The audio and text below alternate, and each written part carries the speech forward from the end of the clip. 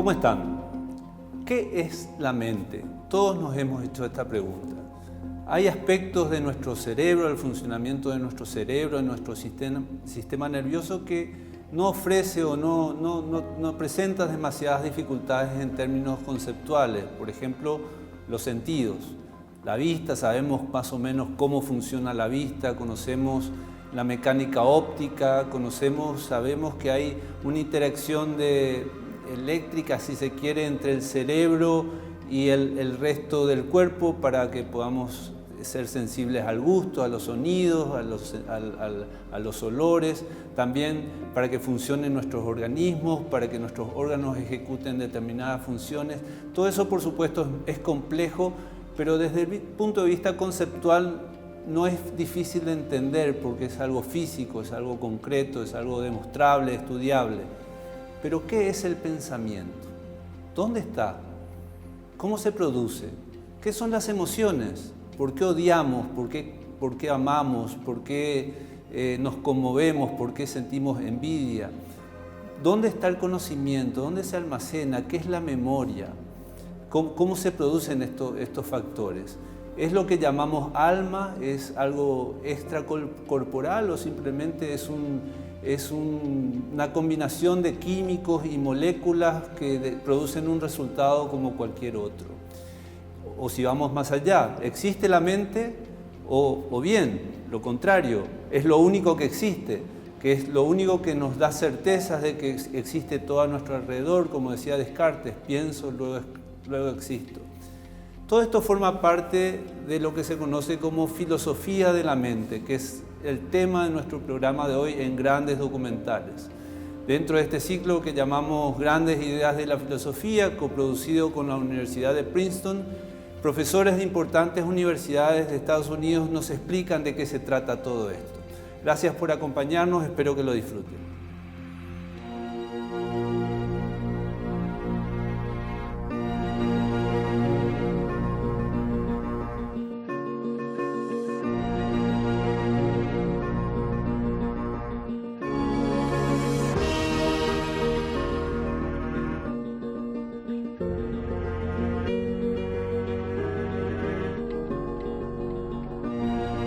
Grandes ideas de la filosofía.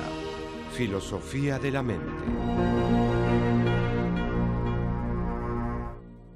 Podría decirse que es la característica que define quiénes somos. Es aquello en lo que pensamos cuando decimos soy. Muchos afirmamos que sin ella no desearíamos seguir viviendo. Y por cierto, nuestra existencia dejaría de tener sentido. Es lo que llamamos mente.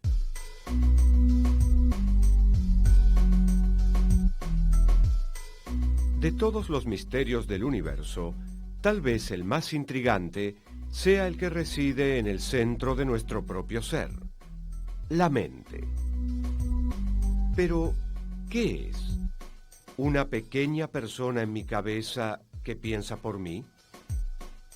¿Una linterna que cuando se enciende ilumina brevemente la nada y luego vuelve a apagarse? ¿Es en efecto la realidad en sí misma? ¿De dónde proviene? ¿Por qué existe? ¿Cómo funciona? ¿Y cómo se relaciona con el cuerpo que aparentemente la contiene?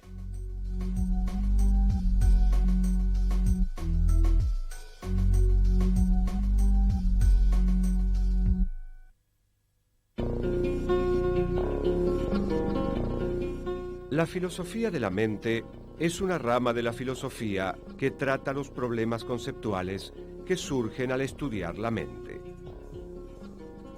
En especial, los filósofos de la mente estudian la naturaleza de los fenómenos mentales, tales como la conciencia, la sensación, la percepción, el razonamiento, el deseo, la intencionalidad, la decisión, las creencias, la imaginación y la memoria.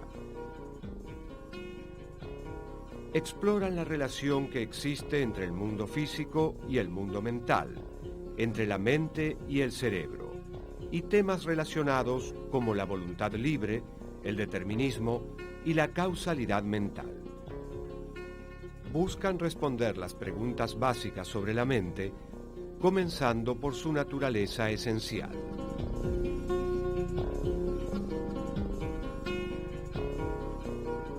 ¿A qué nos referimos cuando decimos mente? A una variedad de términos y facultades o características diferentes. Está relacionada con la volición o voluntad, lo cual se adentra en lo que denominamos filosofía de la acción.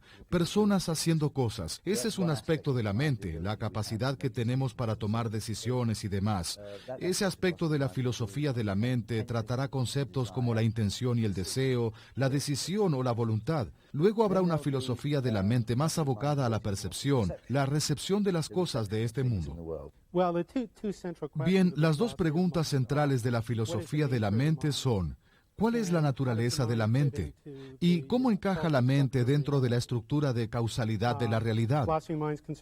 La filosofía de la mente se ocupa de preguntas como: ¿cuál es la relación entre la mente y el cerebro? ¿Son dos cosas diferentes? ¿O es una misma cosa con dos nombres diferentes? ¿O es que de alguna manera la mente emerge del cerebro? ¿Y cómo es que los procesos neurológicos del cerebro dan lugar a la conciencia? ¿De dónde proviene el contenido de los estados mentales como las creencias y los deseos? Los orígenes de la filosofía de la mente pueden remontarse al filósofo francés René Descartes, quien se había propuesto el ambicioso objetivo de describir la distinción fundamental entre el alma y el cuerpo humano. A través de su característico modo metódico, Descartes cuestionó y eventualmente llegó a dudar de todos los tipos de conocimiento, desde la información que nos dan los sentidos a las aparentes certezas de la matemática.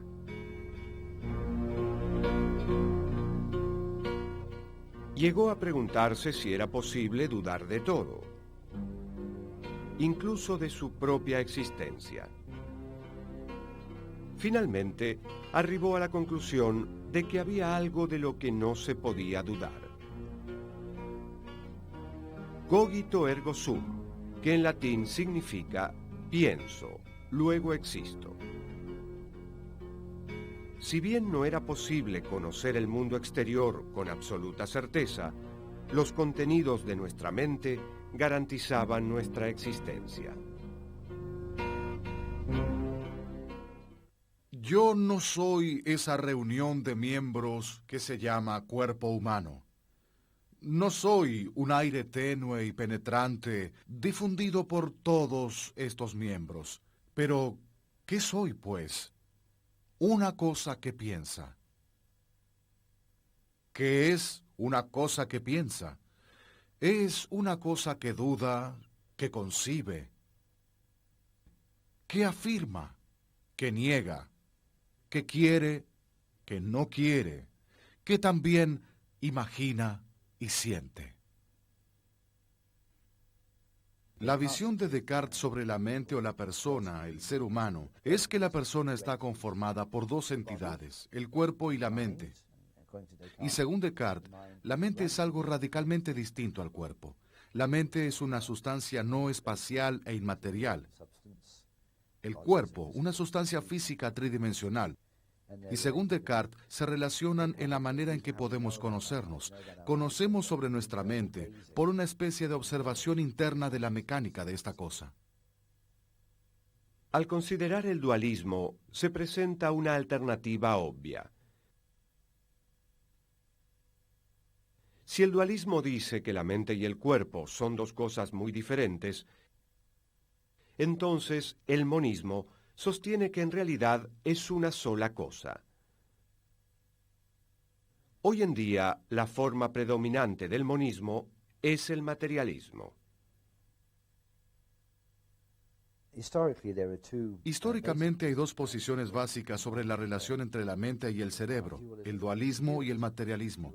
El dualismo es la visión de Descartes. La mente es una entidad separada del cerebro, de una naturaleza muy diferente. Él pensaba que la diferencia tenía que ver con el hecho de que la mente es una sustancia no espacial, no extensa, y la esencia de la mente es pensante. El cerebro es una sustancia física extensa, con lo cual se trata de dos cosas totalmente diferentes. Él tenía problemas para explicar cómo se relacionan entre sí, cómo interactúan. Esta visión se adapta muy bien a la perspectiva religiosa, ya que permite que la mente exista sin el cerebro, persistiendo así después de la muerte. Descartes era un dualista sustancialista, porque creía que había dos tipos diferentes de sustancias en el mundo: la extensa y la pensante. Para Descartes, yo puedo estar seguro de que pienso, y por lo tanto de la realidad de mi propia existencia. Pero, ¿cómo puedo llegar a conocer la realidad de las otras mentes? Esto es lo que se denominó el problema de las otras mentes. Llevada al extremo, la certeza de Descartes sobre su propia existencia y su escepticismo sobre el conocimiento del mundo exterior podría llevarnos a la conclusión de que es imposible conocer algo acerca de las otras mentes, y que en realidad lo único que realmente existe soy yo y mis estados mentales. Esto es lo que se conoce como solipsismo. El solipsismo no es una alternativa atractiva, y los filósofos han buscado soluciones más satisfactorias para el problema de las otras mentes.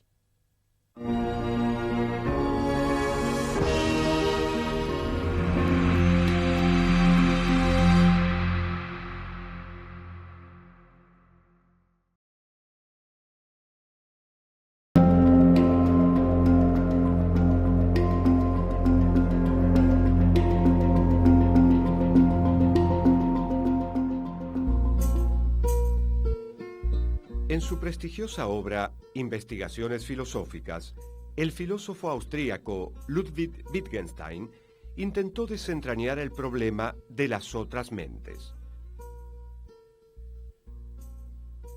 Él sostuvo que no existe un lenguaje privado en el que una palabra se refiera solo a un estado interno de un sujeto, completamente incomprensible para otro. En otras palabras, si una persona crece completamente aislada, nunca desarrollará un lenguaje propio que le permita describir su vida mental. El lenguaje existe únicamente dentro de un contexto público, y una de sus funciones es tomar nuestras experiencias y hacerlas públicas para las otras mentes.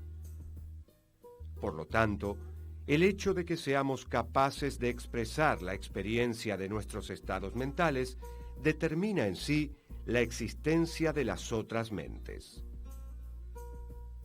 Si uno se tiene que imaginar el dolor del otro según el modelo propio, no es una cosa tan fácil. Porque por el dolor que siento, me debo imaginar un dolor que no siento. Es decir, que lo que debo hacer no es sencillamente hacer una transición en mi imaginación de un lugar de dolor a otro, como del dolor en la mano al dolor en el brazo. El sujeto del dolor es aquel que lo expresa. Una de sus observaciones más típicas es: ¿cuál es la diferencia entre que yo levante el brazo y que mi brazo se eleve como consecuencia de que alguien o un imán lo mueva hacia arriba? ¿Qué diferencia hay entre el hecho de que yo eleve mi brazo o que éste se eleve por sí solo? Bien, lo que ambos tienen en común es que el brazo se eleva. Lo que es diferente es la voluntad interna.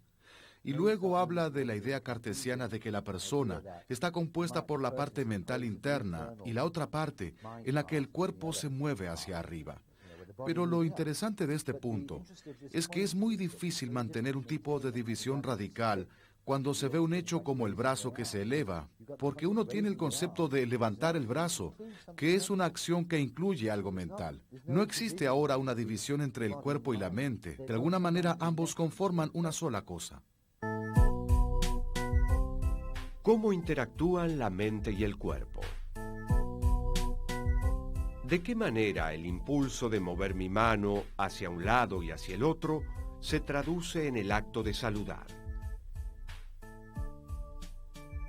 ¿De qué manera una idea pasa a ser un invento? ¿Influyen sobre el mundo exterior los contenidos de mi mente? ¿O es pura ilusión? La pregunta tiene que ver con la causalidad.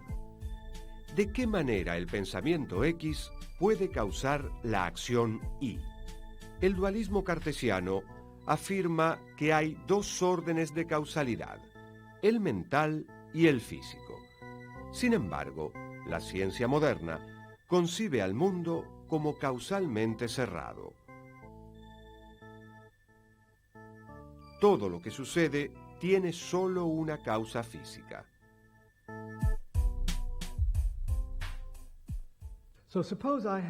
Supongamos que yo tengo la intención de levantar esta botella y lo hago. Parece haber un estado mental, la intención, que hace que la botella se eleve en el aire.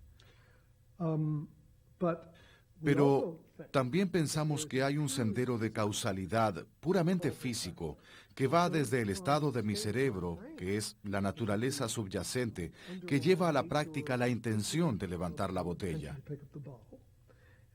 Entonces, la pregunta es si la causalidad física explica por qué la botella se eleva. ¿Queda alguna tarea para que realice la causalidad mental?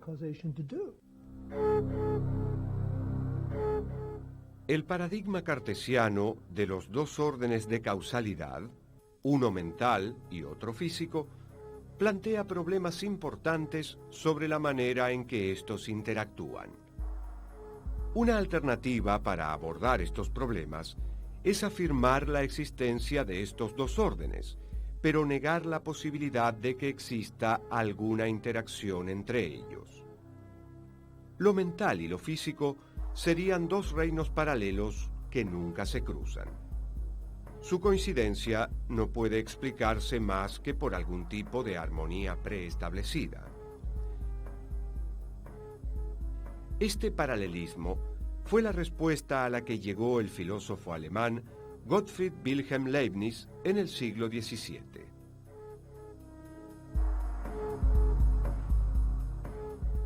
Leibniz consideraba que los comportamientos de lo mental y lo físico estaban perfectamente sincronizados, pero no se relacionaban entre sí causalmente, como si se tratara de dos relojes que dan exactamente la misma hora. A principios del siglo XX, el filósofo británico Charles Broad propuso un nuevo camino para abordar el problema de la causalidad mental. Broad encabezó el llamado epifenomenismo, según el cual todo estado físico tiene una causa física, pero algunos eventos físicos también tienen efectos mentales que no son, a su vez, causas. Lo mental puede ser efecto de una causa física, pero no viceversa. Los estados mentales, si bien son reales, son epifenoménicos, un resultado secundario como el zumbido de un motor en funcionamiento. Entonces, si uno pusiera la mano sobre una hornalla caliente, el calor estimularía los nervios de la mano que transmitirían esa información al cerebro. Esta estimulación del cerebro es la causa tanto de la sensación de dolor como de la retracción de la mano del fuego. La sensación de dolor, por su parte, no causa nada, ya que si lo hiciera, violaría el principio de clausura del mundo físico. Otro intento por resolver las dificultades presentadas por el dualismo tradicional es el emergentismo, según el cual existen propiedades de sistemas complejos que no pueden explicarse a través de los componentes de la materia que conforma dichos sistemas. Estas propiedades emergen de los elementos constitutivos, pero no se reducen a ellos. Las propiedades emergentes no son previsibles, parecen no guardar relación alguna con la materia que les dio origen, pero no obstante, no podrían existir sin la materia. John Stuart Mill se remitió a la química para dar ejemplos dentro del emergentismo. En las reacciones químicas, los elementos se combinan para crear compuestos que se comportan de manera totalmente diferente a sus componentes originales. Este principio puede extenderse a la mente, la cual puede concebirse como un elemento que emerge del cerebro, pero no se reduce a este.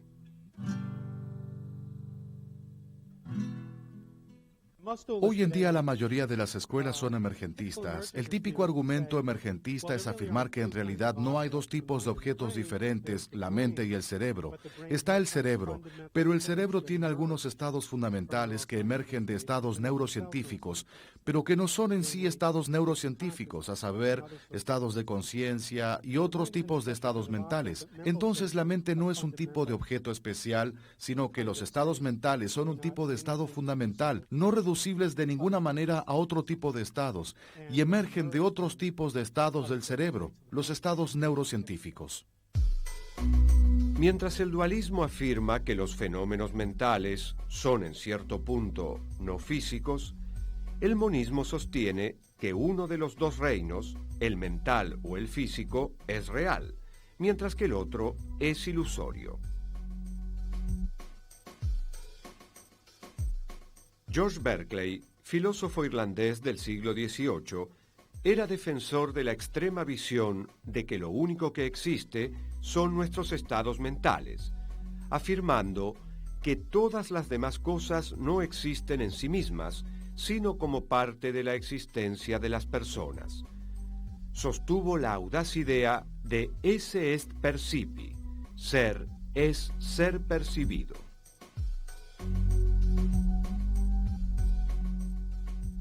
Como Berkeley creía que lo único que existían eran las ideas, su visión se denominó idealismo. Berkeley estaba en lo cierto al anticipar que la mayoría de las personas discreparía con su filosofía. Cuando se le preguntó a Samuel Johnson cómo iba a refutar la teoría de Berkeley de que no es posible probar la existencia de nada, Johnson dio un pequeño puntapié a una piedra y dijo: así es como la refuto. Hablar de la existencia absoluta de las cosas sin relación con su ser percibidas me parece completamente incomprensible, pues no es posible que ellas tengan existencia fuera de las mentes pensantes que las conciben. Hoy en día, la mayoría de los monistas son materialistas o fisicalistas. O sea, creen que lo único que existe es lo físico.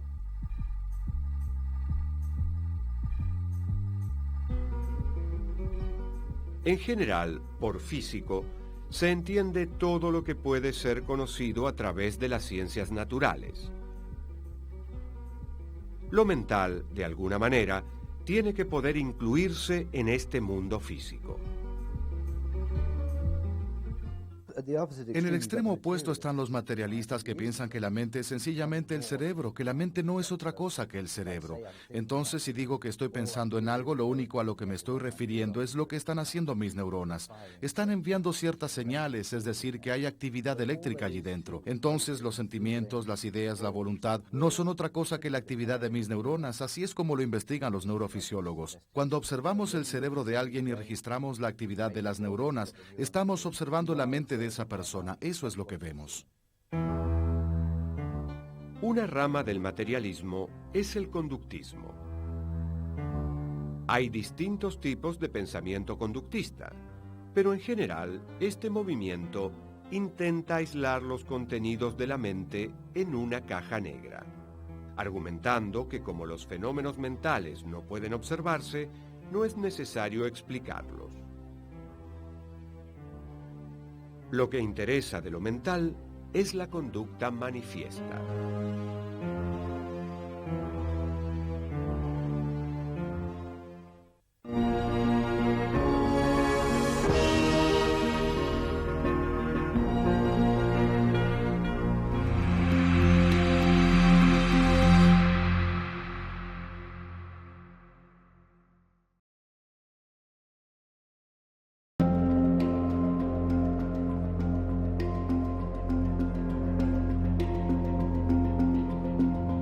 Continuamos hablando sobre la mente o sobre la filosofía de la mente, un tema como casi todos los temas donde los filósofos no se han puesto de acuerdo y probablemente nunca se pondrán de acuerdo. Pero este tema en particular pareciera que ocurriera casi lo contrario, que se tendiera a haber cada vez mayores desacuerdos, justamente porque con el avance de la ciencia, de la tecnología, se han descubierto se han hecho hallazgos sobre el funcionamiento del cerebro, y no solamente eso, sino de otros aspectos tecnológicos que han planteado nuevas preguntas más complejas todavía. Por ejemplo, con la aparición de la computadora, del lenguaje digital, nos empezamos a preguntar si era posible replicar la mente, si es posible la inteligencia artificial, si vamos a ser capaces alguna vez de crear un ser mecánico pero con conciencia. Todo esto forma parte de la filosofía de la mente. El tema de hoy en Grandes Documentales, continuemos compartiéndolo. Rudolf Carnap, el filósofo austríaco positivista, adhirió a la teoría conductista, así como Gilbert Ryle, quien sostenía que los estados mentales no son más que una tendencia a hacer las cosas de una manera previsible. El filósofo norteamericano Willard Van Orman Quine propuso una teoría del significado basada en la idea de que a la hora de aprender el lenguaje, todo el conocimiento del que disponemos es la conducta lingüística manifiesta de los demás. Su visión, denominada conductismo lingüístico, fue fundamentalmente fisicalista.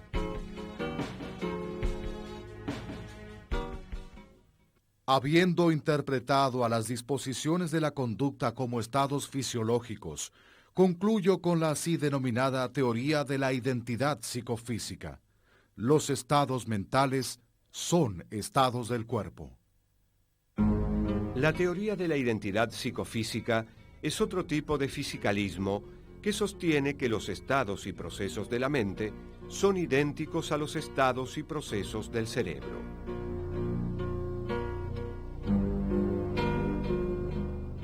La experiencia de ver volar a un pájaro en el cielo no está meramente relacionada con una actividad neurológica específica, sino que es tal actividad neurológica. Entonces, en tanto su cerebro tenga una estructura similar a la mía, puedo afirmar que usted tiene actividad mental. Una posición fisicalista sostiene firmemente que la mente de los seres humanos no presenta ningún problema, ya que existe lo que se conoce como el argumento de la causa común. Tenemos buenas razones para creer que las bases fisiológicas de su actividad mental, la mía y la de los demás seres humanos, es la misma. Entonces, estaríamos en condiciones de aceptar que los seres humanos somos conscientes más o menos de la misma manera, porque la base de nuestros estados mentales es la misma. Pero no tenemos pista alguna de lo que sucede con los seres que no son humanos. Un argumento contra el fisicalismo es que es posible tener un conocimiento físico total sobre otra persona y, sin embargo, no saber en absoluto qué se siente ser esa persona. Este argumento fue defendido por el filósofo australiano Frank Jackson, entre otros, quien creó un escenario hipotético para argumentar su visión. María es una científica brillante que por diversas razones decide investigar el mundo desde un recinto blanco y negro completamente aislado. Como resultado de ello, nunca ha visto otros colores más allá del blanco y del negro. Se especializa en la neurofisiología de la vista y realmente puede dar una descripción completa de lo que sucede en nuestro cerebro cuando vemos tomates rojos maduros o un cielo azul. La pregunta de Jackson entonces es la siguiente: ¿qué sucederá cuando María salga del aislamiento del recinto blanco y negro y vea el mundo en colores por primera vez? Jackson asegura que María desconocía algo sobre el color antes de abandonar el recinto. María no sabía cómo es ver un cielo azul. Jackson sostiene que dichas experiencias subjetivas acerca de cómo es algo, conocidas como qualia, no pueden incluirse en la descripción física de María, y por lo tanto, la explicación que da el fisicalismo es incompleta. El filósofo Thomas Nagel propone otro argumento contra el fisicalismo. La línea de razonamiento de Nagel comienza con una pregunta simple y engañosa. ¿Qué se siente ser un murciélago? Si uno lo piensa, la experiencia que un murciélago tiene del mundo es radicalmente diferente de la nuestra, porque usa un sonar para producir una representación mental del mundo físico, formas, contornos, texturas, etc. Podemos suponer que para el murciélago esto es algo similar a nuestro sentido de la vista, pero realmente no podemos saber qué se siente ser un murciélago y experimentar cómo vive un murciélago. Como máximo, podríamos tratar de imaginar qué sería para nosotros ser un murciélago, pero nunca qué es para un murciélago ser murciélago. Nunca podremos conocer el carácter subjetivo de su existencia.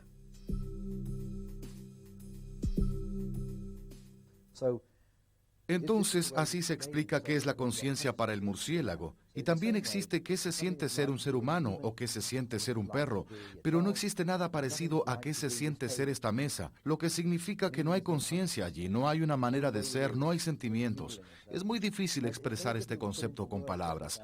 Los filósofos tienen un término técnico para identificarlo: qualia. Qualia significa, bueno, debo dar algunos ejemplos, por ejemplo, ver algo rojo, sentir un dolor, saborear el chocolate. Voy a volver sobre lo mismo y decir aspectos de la conciencia. No hay forma de abrir este círculo. Lo único que puedo hacer es intentar que el espectador comprenda a qué me estoy refiriendo. No hay definición para nada de esto. El concepto de qué se siente, en realidad, es una manera heurística de ver qué quiere decir alguien cuando afirma que es difícil conciliar la conciencia con la naturaleza física del mundo. Porque si no existe la noción de qué se siente ser algo físico, y sí existe la noción de qué se siente ser yo y mi conciencia, entonces, ¿cómo es posible que mi conciencia sea algo físico cuando no existe el qué se siente ser algo físico? Una pregunta fundamental que toda posición materialista debe enfrentar es: si todo es físico y se comporta conforme a leyes físicas, entonces nuestras acciones ¿no estarían previamente determinadas?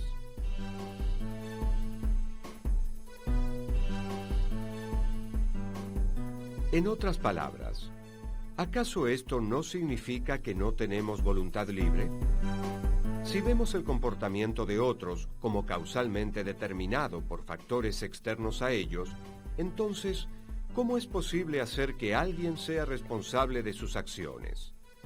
Cualquier tipo de determinismo atenta contra la libertad de la voluntad y, por lo tanto, elimina la idea de responsabilidad moral. Ninguna teoría que deje la conciencia de lado puede pretender ser una teoría de la mente, y no es posible hacer un análisis de la conciencia en términos no mentales. Consecuentemente, ninguna reducción materialista de lo mental puede tener éxito. Este problema promovió la formulación de teorías materialistas que incluyeran la voluntad libre. Donald Davidson, filósofo norteamericano del siglo XX, propuso lo que denominó monismo anómalo, que sostenía que lo mental no se reduce a lo físico, pero que la diferencia entre ambos no es más que una diferencia de descripciones.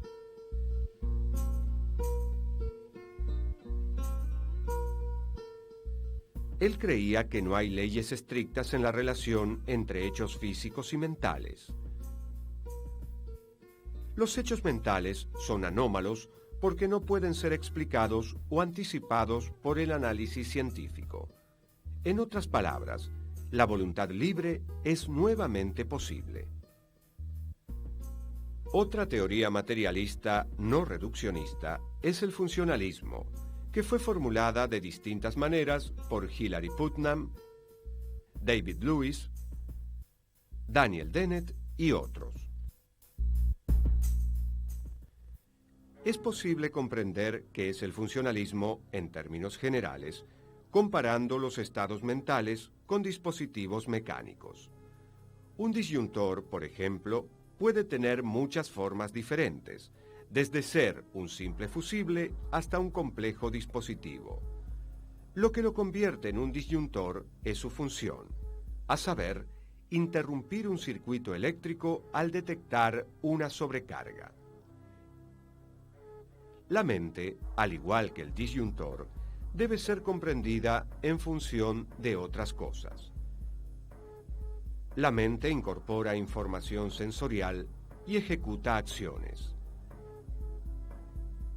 A diferencia del conductismo, que preserva la actividad mental dentro de una caja negra, el funcionalismo reconoce la existencia de relaciones causales entre los estados mentales.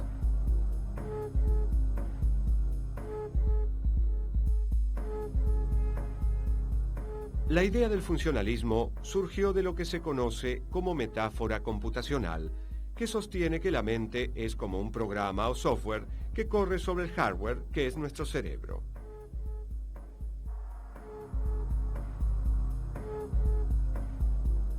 Así como se puede estudiar el software de una máquina sin conocer para nada la implementación física sobre la cual está funcionando, también se pueden estudiar de la misma manera los estados mentales de un individuo sin conocer para nada su biología. De hecho, la teoría funcionalista sostiene que los estados mentales no son algo exclusivo del cerebro. Al menos en teoría, cualquier máquina lo suficientemente compleja es capaz de tener vida mental propia. Tener una mente no es tener un tipo de objeto especial. En realidad, tener una mente es tener ciertas capacidades o habilidades, como la capacidad de pensar o la capacidad de sentir. Entonces la pregunta es, ¿cómo es que el cerebro da origen a estas capacidades? De acuerdo con un paradigma, la mente es un tipo de computadora. En cambio, el paradigma opuesto, el denominado paradigma conexionista o de red neural, sostiene que la mente, o mejor dicho, la arquitectura computacional de la mente, es una red de nodos interconectados con diversos estados de excitación y diversas conexiones inhibitorias y excitatorias.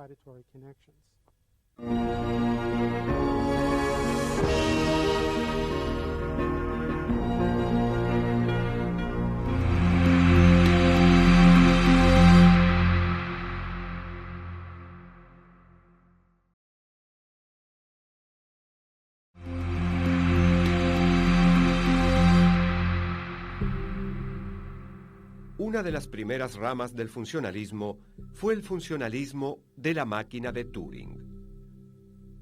Una máquina de Turing es la representación abstracta del funcionamiento de una computadora.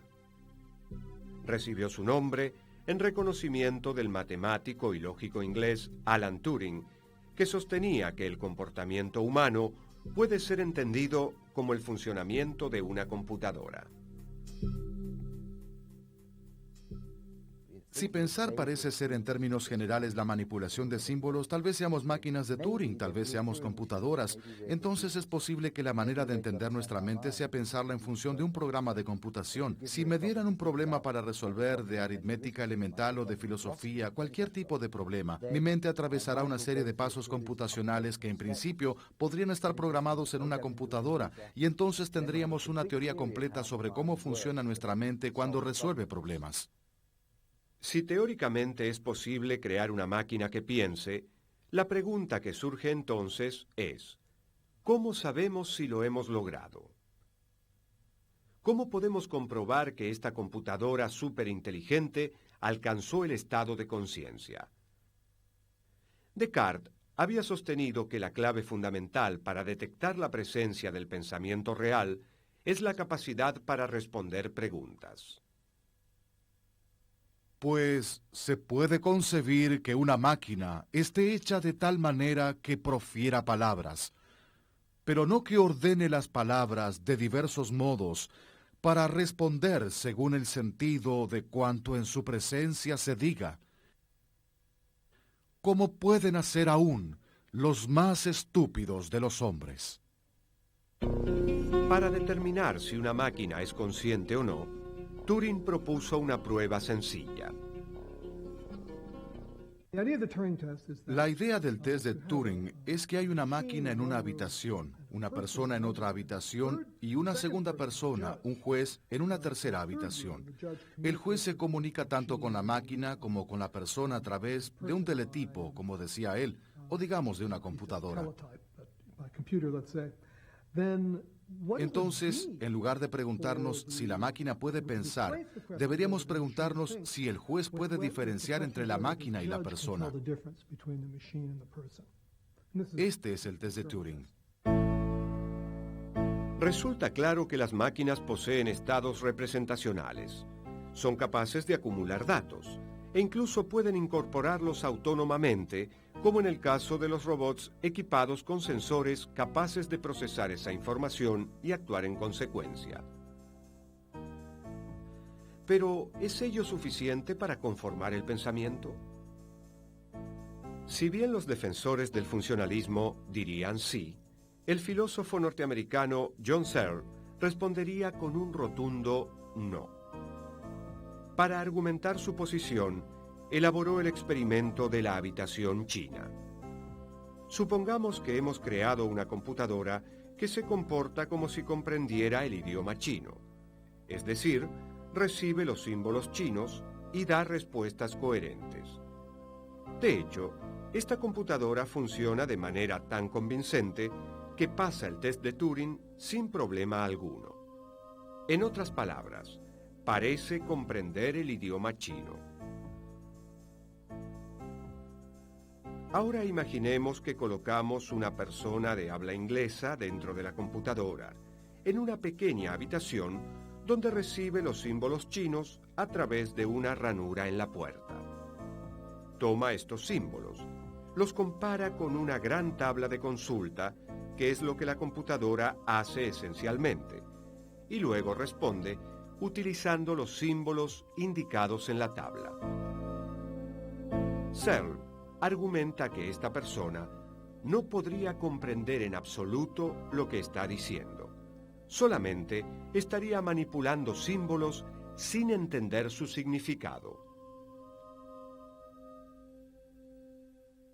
Searle apunta que es posible manipular el lenguaje de acuerdo con sus características puramente sintácticas, fonológicas u ortográficas, sin entender el significado de lo que se está diciendo. Él considera que las computadoras hacen solamente eso, que lo que las computadoras hacen es esencialmente diferente a lo que hace la mente humana. Y la conversación continúa. Para cada teoría hay un contraejemplo, y en todo sistema hay una premisa que genera controversia. Hoy en día, los filósofos se esfuerzan por responder muchas de las mismas preguntas sobre los fenómenos mentales que habían intrigado a Descartes. Si bien pudo aprenderse mucho sobre la mente, todavía falta mucho por hacer. La filosofía de la mente es un campo de investigación absolutamente dinámico en el que muchas teorías compiten entre sí para llamar la atención.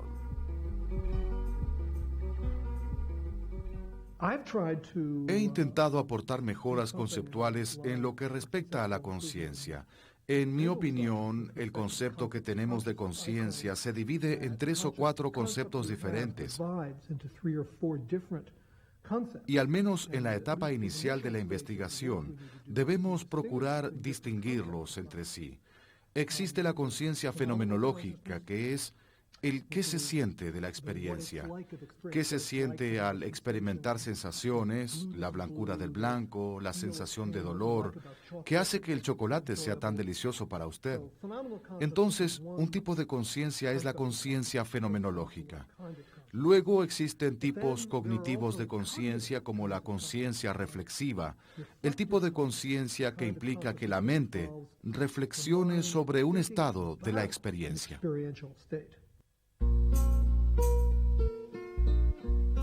Algunos filósofos creen que independientemente del conocimiento que tengamos, existen límites absolutos e insondables acerca de lo que podemos conocer, porque es imposible comprender la naturaleza subjetiva de la mente desde una perspectiva científica, y viceversa. Así como resulta imposible llegar a las neuronas mediante una profunda introspección, es igualmente imposible llegar a la sustancia de una idea a través de una tomografía computada. Mi teoría se conoce generalmente como misterianismo. Sostiene que el aspecto del cerebro que es responsable, y no dudo que hay un aspecto responsable, es un misterio. Es decir, que sencillamente no lo conocemos. Ese es nuestro estado actual de conocimiento. No tenemos idea de qué es. Creo algo más extremo aún. No sabremos jamás qué es. La mente está en el cerebro, pero no está en el cerebro tal como lo concebimos hoy en día. Nos encontramos en un estado similar al de una persona pretecnológica que mira un aparato de televisión y juega con los transistores y los cables sin saber qué son los componentes. En esta etapa no conocemos realmente los componentes. A medida que desarrollamos la actividad neurocientífica, descubrimos que aquellas propiedades que concebíamos como una unidad tienden a fraccionarse. E intentamos encontrar maneras de modificar el concepto que teníamos para que se adapte a los nuevos hallazgos, y allí es donde entran los filósofos. Tal vez habrá una manera totalmente diferente de concebir al cerebro, y cuando el Einstein del cerebro la descubra, podremos comprender cómo funciona. Y no seremos materialistas ni diremos que nuestra mente es simplemente la descarga de las neuronas. Habremos encontrado otros elementos en el cerebro aparte de la actividad de las neuronas, y diremos que la mente es precisamente eso. Dar una explicación coherente sobre el modo en que la mente surge de una compleja trama de neuronas constituye el santo grial de científicos y filósofos. La filosofía de la mente refleja el interior de la persona como si fuera un espejo, posibilitando que las propiedades de la razón, el análisis y la intuición que caracterizan a nuestra actividad mental se vuelvan sobre sí mismas mediante el proceso de introspección sistemática. Desde la inscripción del oráculo de Delfos que dice «Conócete a ti mismo», pasando por Descartes y llegando al límite de la investigación neuropsicológica, reflexionar sobre el pensamiento ha proporcionado terreno fértil para que puedan desarrollarse algunos de los pensadores más brillantes de la historia. Hemos llegado así al final de nuestro programa dedicado hoy a la filosofía de la mente, un tema apasionante que da para mucho más y que, como decíamos, es un tema muy actual que se le ha dado un gran impulso con el avance de la computación, el avance de todo lo que se conoce como inteligencia artificial. Espero que sirva como una base para seguir reflexionando sobre este fascinante tema en este fascinante tiempo que nos toca vivir. Gracias por acompañarnos en Grandes Documentales. Espero que nos sigamos encontrando todos los fines de semana. Que tengan un gran resto de jornada.